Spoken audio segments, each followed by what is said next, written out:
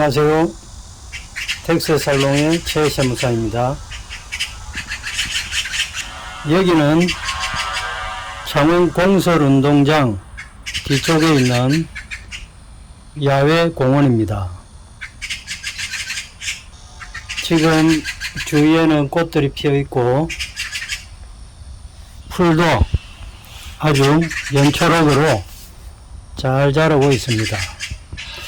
한 가지 아쉬운 것은 작년 코로나가 오기 전까지만 하더라도 쑥부정이라든지 잡초들이 잘 정리가 되어 있었는데 지금은 아직 다듬을 시기가 아니어서 그런지 몰라도 잡풀들이 많이 우거진 것 같습니다. 새소리가 너무 지지배배 듣기 좋습니다. 요즘 코로나가 델타 변이 바이러스로 인해서 확산 속도가 무섭게 빨라지고 있는 것 같습니다. 벌써 연 3일째 1200명, 1300명대를 기록하고 있습니다. 이 수치는 검사 숫자를 늘린다고 하면은 아마 더 커질 수도 있을 것입니다. 하지만 우리나라의 추적 검사 방식이라는 K방역이라는 특성을 생각해 볼 때에 검사 수를 늘린다고 해서 꼭 비례적으로 감염자 수가 늘 것인가 하는 측면에서는 꼭 그렇지는 않을 것이라는 생각이 들기도 합니다. 바이러스 감염이 1300명대를 기록하고 있다는 것은 이미 우리나라가 제4차 코로나 팬데믹 상황에 접어들었다는 것을 의미하고 이것은 우리의 경제생활에 지대한 영향을 미치게 될 것입니다. 이미 2020년 2월 3월 코로나가 발생한 이후로 지금까지 1년 하고도 올해 지금이 7월 10일이니까 거의 1년 5개월이 되어가고 있습니다. 처음에 코로나 상황이 시작되었을 때는 아마 몇 달 내에 빠르면 한두 달 이내에 늦어도 6개월 이내에는 이 코로나 상황이 잡히고 정상적인 일상으로 다시 돌아갈 수 있을 것이라고 생각했지만 1년 5개월이 지난 지금 아직까지 상황이 호전되지 않고 오히려 더 심각해져가는 양상을 보이고 있습니다. 앞으로 코로나 상황이 어떻게 바뀔지는 모르겠지만 지금 학자들의 의견들을 보아서는 이 코로나는 우리가 지금까지 함께 왔던 감기와 마찬가지로 사라지지 않고 우리 곁에 머물러 있을 것이다. 이렇게 이야기하고 있는 학자들이 많이 있습니다. 저도 거기에 어느 정도 공감을 하고 있는데요. 그렇다고 해서 이러한 어려운 상황이 앞으로도 영원히 지속될 것이라고는 생각지 않습니다. 유럽의 흑사병, 패스트 공포가 휩쓸었을 때에도 또 멕시코 감기가 전 세계를 강타했을 때도 이러한 상황이 일정 기간 더 지속이 되면 우리 인간 사회는 망하고 말 것이라는 위기감을 느꼈을 것입니다. 하지만 돌이켜보면 그러한 상황들은 어느 순간 포전이 되고 그 무서운 역병들은 멀어지는 양상을 보였습니다. 이 코로나도 그런 양상으로 가지 않을까, 저 나름대로 생각을 해봅니다. 또 일정 부분 비록 전염성은 강해졌지만 그 독성에 있어서는 많이 약화가 되었다는 이야기를 듣습니다. 그러면 언젠가는 백신에 맞는 정도에서 코로나와 공존해 나갈 수 있을 것이라는 생각을 해봅니다. 그런데 그렇게 되기 전까지 아직까지 많은 시간이 남은 것 같고, 그 와중에서 우리는 경제 생활을 영위해 나가야 한다는 어려운 점이 있습니다. 지금 전 세계적으로 코로나 상황을 맞이해서 유동성이 엄청나게 풀리고 있다고 합니다. 우리나라도 예외가 아니어서 많은 유동성이 풀림으로 해서 집값이 오르고 주식, 가상화폐의 가격이 오르고 또 소비자 물가지수도 급격히 상승하고 있는 국면을 맞이하고 있다고 합니다. 화폐량이 늘어남에 따라 물가가 오르는 것은 어쩌면 당연한 일일 것입니다. 인플레이션이 촉발이 되는 것이죠. 그런데 이 인플레이션보다 더 심각한 것은 불황형 인플레이션이라고 해서 경기는 불황인데 물가는 오르는 불황형 인플레이션, 즉 스태그플레이션 상황이 우리에게 다가오고 있다는 현실적 상황일 것입니다. 스태그플레이션의 전형적인 모습은 물가는 오르고 각 개인들의 소득은 떨어지고 기업의 생산력도 떨어지고 정부의 재정 지출 능력도 떨어지는 것을 말합니다. 물가가 오르게 되면 물가를 잡기 위해서 각 나라들은 기준금리를 올리게 되고 우리나라도 거기에서 예외가 될 수가 없습니다. 그래서 벌써 한국은행에서는 우리나라의 기준금리 인상이 필요한 상황이다. 연내에 적어도 한 번, 더 나아가서 두 번, 내년 초까지는 세 번까지 기준금리를 올려야 할지 모른다고 이야기하고 있습니다. 그렇게 되면 지금 0.5%의 기준금리가 내년 초에는 1.2% 내지 1.5%가 될 가능성도 있습니다. 기준금리 0.5%에서 1.5%로 오른다면 이것은 충격을 가져올 수 있습니다.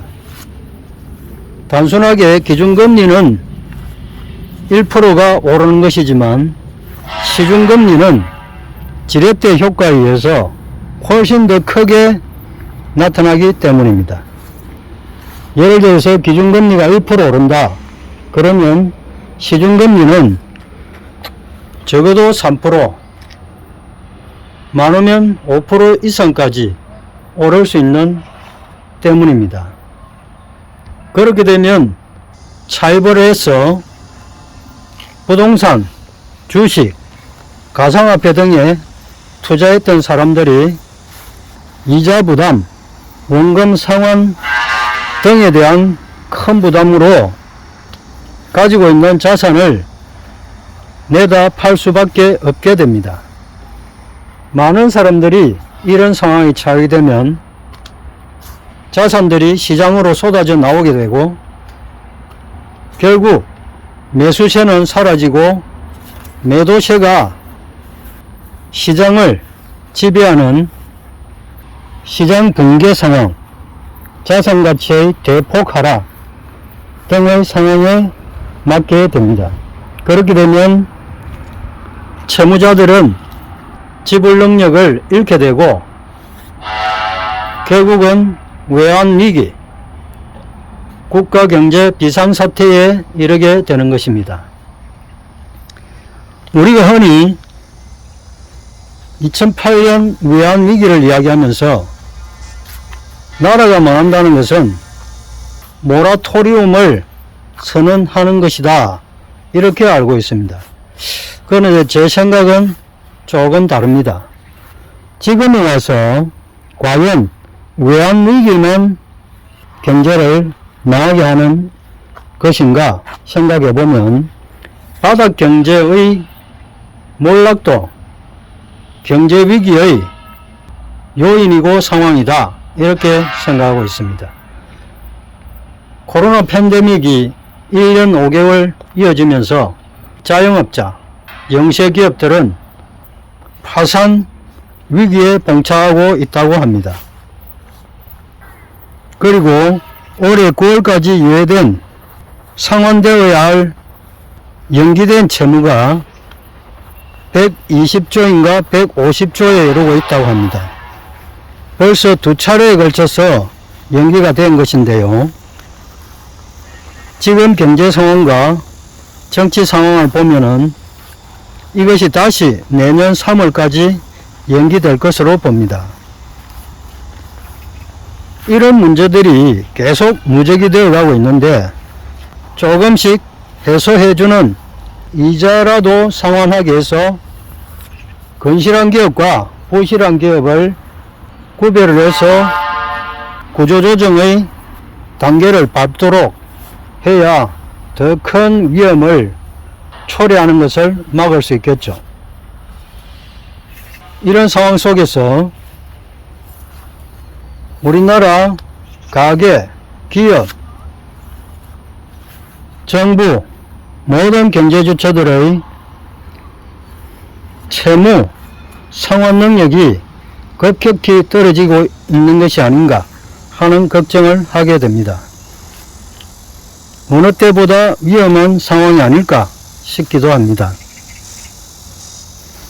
시중에 풀린 돈들은 물론 국가에서 발행한 화폐가 풀린 것이지만 국가가 이 화폐를 발행을 할 때는 가지고 있는 외화를 기본으로 화폐를 발행을 할 수도 있고, 외화나 자산이 없다면은 국채를 발행하여서 그 국채를 바탕으로 화폐를 발행하는 방법이 있습니다.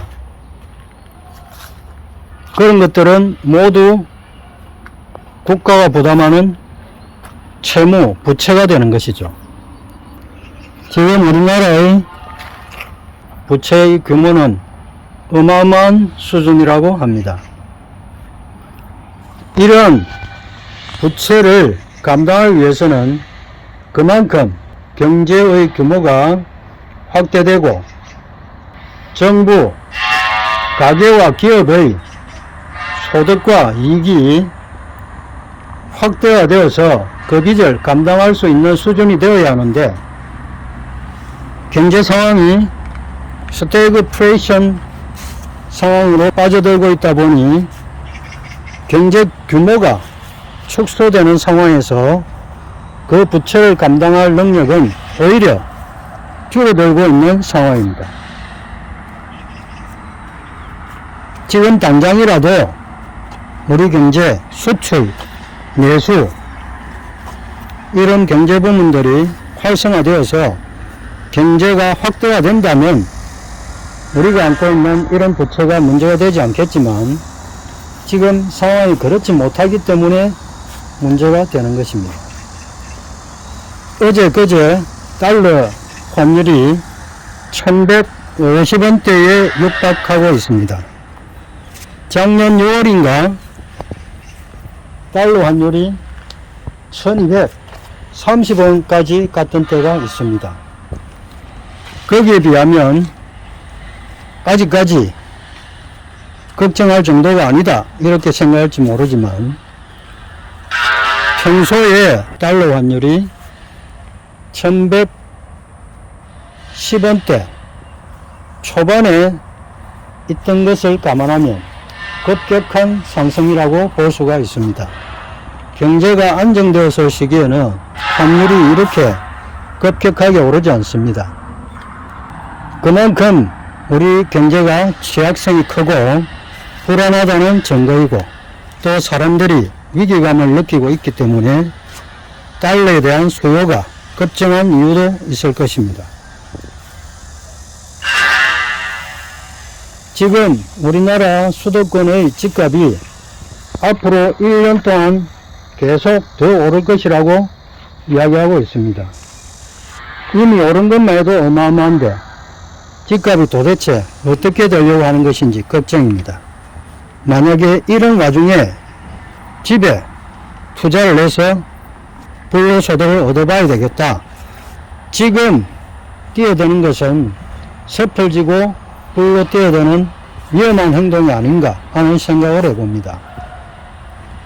지금까지 오른 것이 엄청난 상승인데 앞으로 오른다 한들 지금까지 오른 것이 절반도 오르기 힘들지 않겠나 하는 생각을 해봅니다.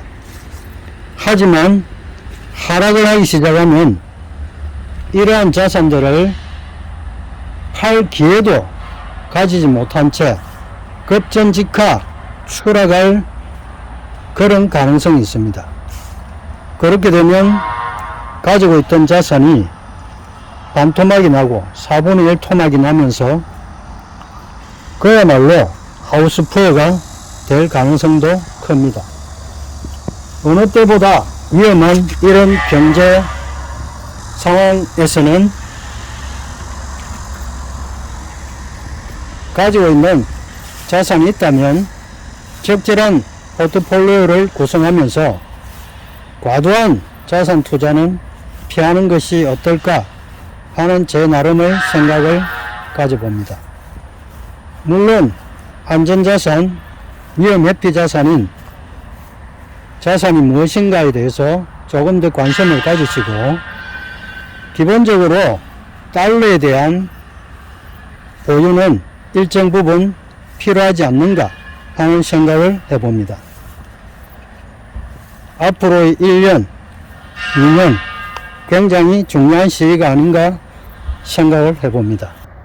여러분들 모두 지금 펼쳐지고 있는 한 번도 경험해보지 못한 이러한 코로나 팬데믹 상황이 어떻게 전개될 것인가, 그러한 상황이 내게 닥쳐왔을 때 어떻게 대비할 것인가에 대해서 조금 더 깊은 숙고와 대책이 필요하지 않을까 생각을 해봅니다.